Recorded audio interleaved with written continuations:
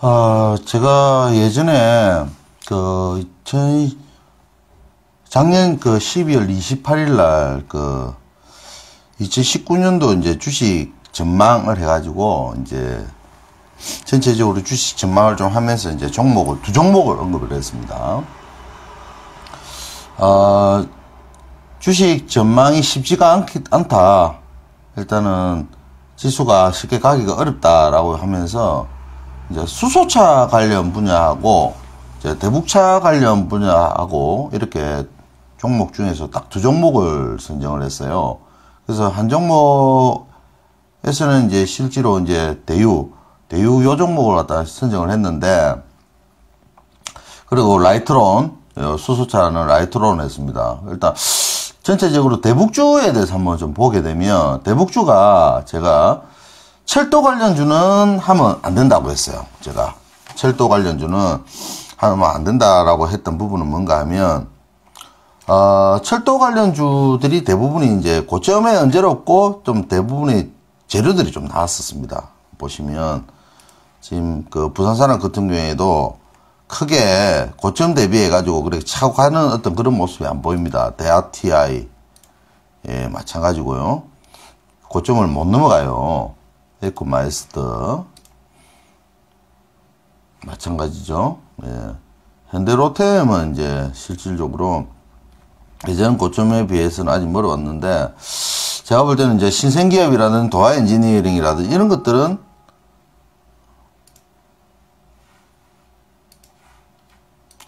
이제 고점을 넘어가는 어떤 그런 모습인데, 이런 것들은 실질적으로 대북주에 관련된 내용뿐만 아니라 다른 쪽으로 이제 실적이 호전된다라는 어떤 그런 부분들이 보이는 것 같은데, 남북 경협이 이루어지려고 한다 그러면 실제로 우리가 북미에 대한 회담 스케줄에 의해서 이제 나오잖아요. 그래서 이때까지는 경농이 먼저 치고 나왔었습니다. 경농이 먼저 치고 나서 저는 기본적으로 대북주 중에서 나름대로 좀 선방할 수 있다라는 종목은 사실 비료 내지는 농업 쪽, 그리고 이제 백신 종류, 의약. 근데 의약은 좀 어려워요. 그래서 의약은 뺐고, 나름대로 이제 농업이라든지 조림 요런 쪽으로, 또 개성공단 요런 쪽으로 이제 해야 된다라고 생각을 해서, 그 중에서 이제 제가 이제 대유를 이야기했는데, 저도 지금 대유가 지금 현재로는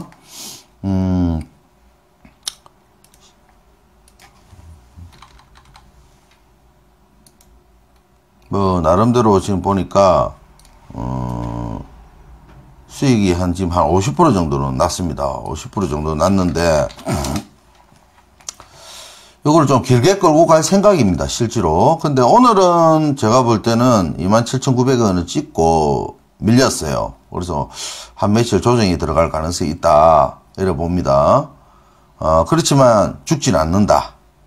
그리고 얘가 대장으로 등극을 할 것이다 이랬는데, 어제 오후장부터 약간의 어떤 그런 뉘앙스가 좀 보였어요. 그런 뉘앙스가 보였는데, 저는 대량으로 등극할 수 있다라는 부분이 뭔가 하면, 앞에 했던 학습 효과가 있습니다. 앞에 이제 대장을 한번 했었고, 그리고 얘가 지금 보면, 언제입니까?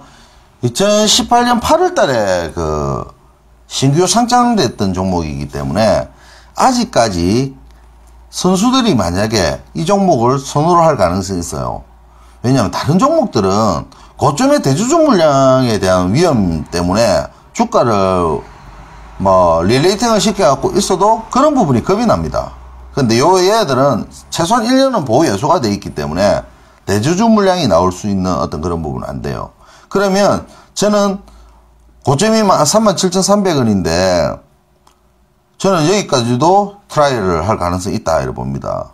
왜냐면 지금 북미 스케줄이 지금 2월 달에 지금 잡혀 있고, 또 남북 관련주가 지금 철도의 관련주는 벌써 이제 우리가 철도 관련으로 하고 지금 공사를 갖다가 이제 공사라는 좀 내용이 좀 진행되고 있기 때문에 철도 관련 빼고, 예를 들어서 남북 경협 쪽으로 인도 쪽으로, 그러니까 유엔의 제재를 벗어난 그런 상태라고 본다면 비료라든지 조림, 개성공단, 금강산 관광 요런 쪽이거든요.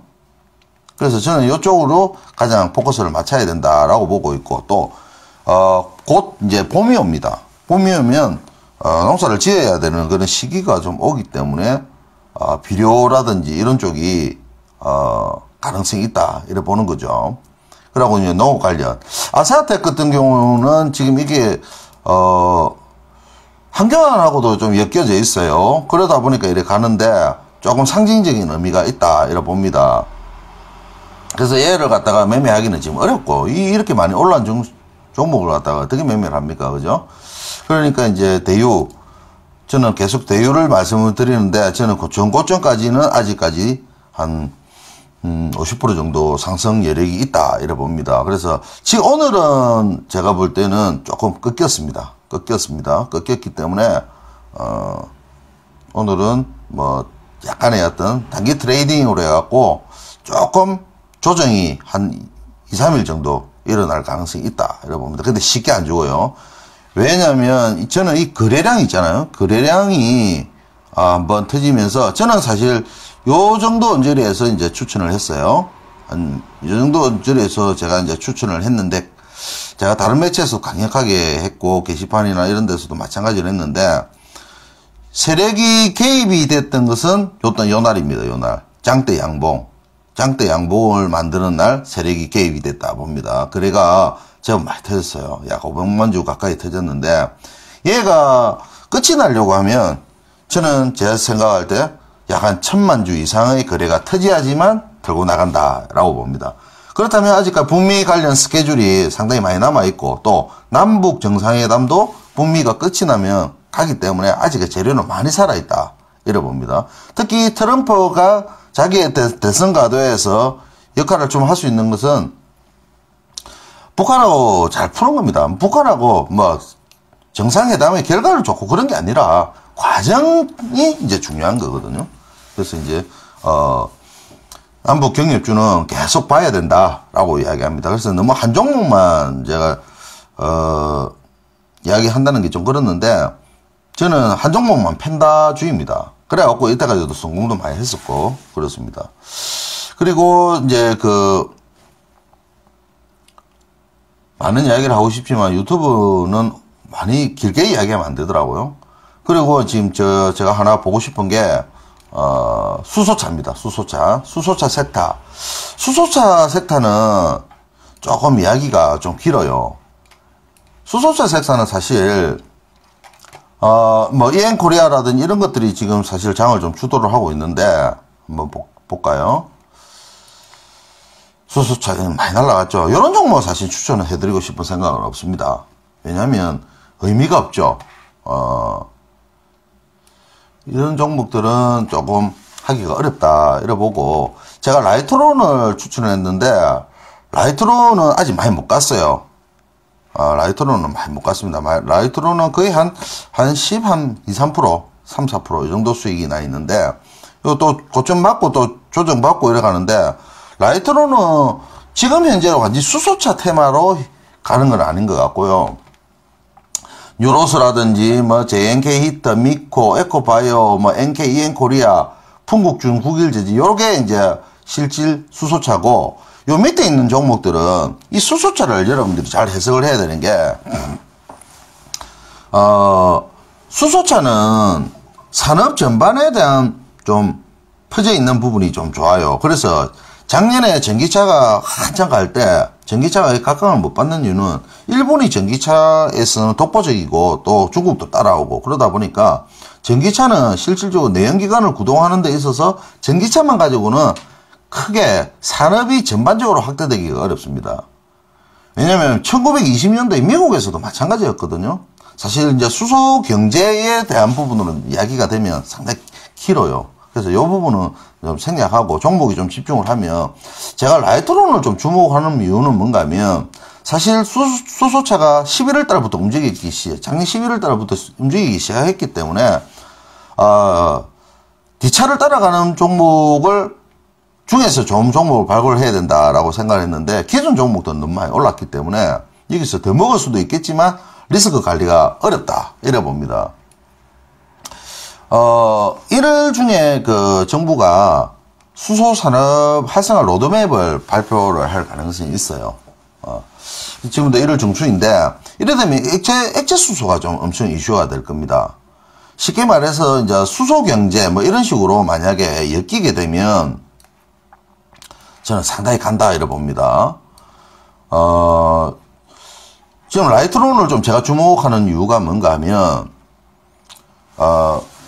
수소 경제 이런 식으로 좀 엮이게 되면 우리나라가 지금 그 수소 분야에서는 약간 좀 독보적이거든요. 그리고 이제 전통 산업, 그러니까 만약에 현대자동차하고 연계된 어떤 그런 1차 밴드들이 있고 2차 밴드들이 있어요. 그 분야들하고도 연계가 됩니다, 이게. 그리고 또 쉽게 말해서 거기에 관련된 민노총하고의 어떤 그런 관계, 또 좀 더 깊게 들어가면 미국의 셰일가스에 대한 부분, 이런 식으로 해서 연결이 되는데, 그건 따로 제가 한번 시간 한번 만들겠습니다. 그래서 수소 에너지 산업이라든지 또 이런 수소 인프라를 구축하려고 하면 액체 수소가 없으면 안 되죠. 근데 전기차 충전소를 만드는 것보다는 사실 액체 수소를 만들면 이거는 일반 가스에 연관된 사업이기 때문에 시설만 딱 별도만 하면 되거든요. 그래서 돈이 많이 안 들어요.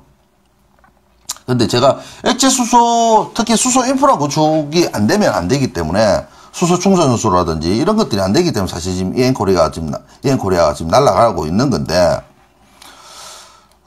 EN코리아, 글쎄요. EN코리아는 사실 지금 엄청 뜨고 있는데, 이게 독일의 그 린데 부품을 가지고 기술력을 주면 사실 남는 게 없어요. 예.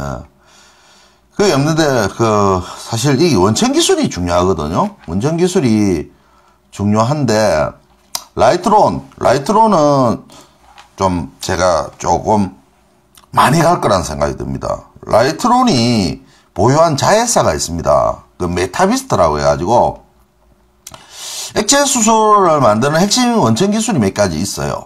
그 중에서 이제 가장 중요한 게 이제 수소액화 기술하고 극저온 기술이라고 있습니다. 한국에서 액체 수소 원천 기술을 가진 기업이 몇 개 안 됩니다. 그 중에서 메타비스트하고 하이리움 2개뿐인데, 라이트론이 메타비스트의 대주주입니다. 그 지분을 갖고 있어요.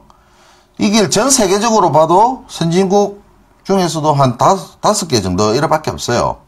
그리고 이게 우주선 로켓하고 전략 무기 기술로도 연계되어 있다 보니까 이 보안이 아주 어렵습니다.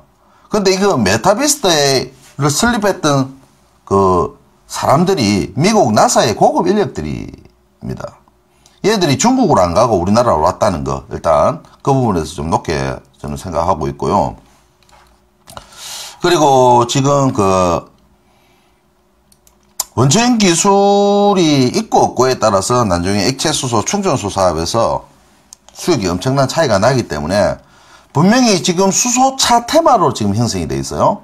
그런데 이게 수소 경제로 확산이 됩니다. 왜? 수소차 테마 갖고는 안 돼. 수소 산업 전반에 움직이기 때문에 저는 그래서 이 라이트론이 후속주지만 요걸 보는 겁니다. 왜냐하면 기존에 있는 업체들은 많이 떴지 않습니까? 그렇기 때문에 그렇게 크게 별 재미를 못 본다 이래 보고 있습니다. 그래서 여러분들도 마찬가지로 라이트론이 지금은 주가가 이제 시작입니다. 이 동안 얘는 부각을 못 받았기 때문에 얘는 지금은 오직 강 모듈 전문 업체로 해가지고 5G로 해가지고 떴거든요. 5G로 해가지고도 했지만 지금은 그것보다는 이제 메타비스타의 어떤 지분을 갖고 있기 때문에 그 부분에 대해서 여러분들이 좀 봐야 되는데, 지금은 나름대로 요 부분의 흐름을 본다 그러면 이렇게 주가 지수가 플랫폼을 만들어 놓은 건 있는데, 이때는 사실 제가 볼 때는 장이 무너지면서도 뭐 꼭 똑같이 이렇게 유지를 하고 있다는 거는 한 8월 달부터 현대자동차에서 이제 수소차에 대한 이야기가 사실은 있었다고 본다 그러면, 좋게 보면 여기서 물량을 매집을 했다고 볼 수도 있습니다. 근데 제가 볼 때는 그렇게 보기에는 조금 무리는 있어 보이고, 아직까지는 시장에 알려지지 않았다. 근데 이제 선수들이 좀 좋아할 만한 종목은 맞아요. 종목은 맞는데, 지금 얘가 지금 보면 시총이 좀 높습니다. 시총이 얘들이 만약에 한 700억이나 800억 만약 정도 됐으면 이게 날렸을 거예요. 근데 이제 시총이 조금, 무겁다라는 어떤 그런 부분 때문에 못 가는 것 같아요. 그런데 이게 수소 경제하고 엮이면, 액화 수소 기술은 없으면 안 되거든요.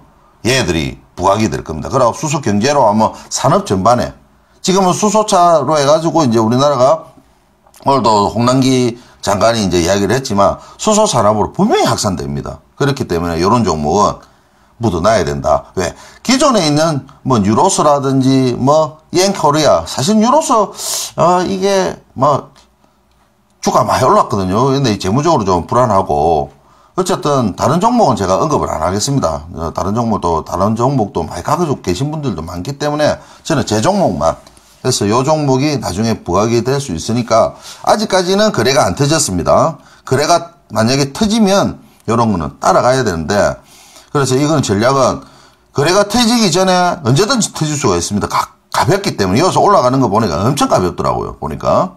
그래서 또 조정을 받고 또 눌림목 주고 여기서 가는데, 제가 볼 때는 1,500원을 돌파를 하면 일단은 손절 라인은 한 9,700원에서 한 9,400원 정도 라인을 보고, 손절은 되도록이면 무겁게 보세요. 그리고 얘가 12,150원을 만약에 통과를 한다 그러면 사실 몰빵을 해도 됩니다.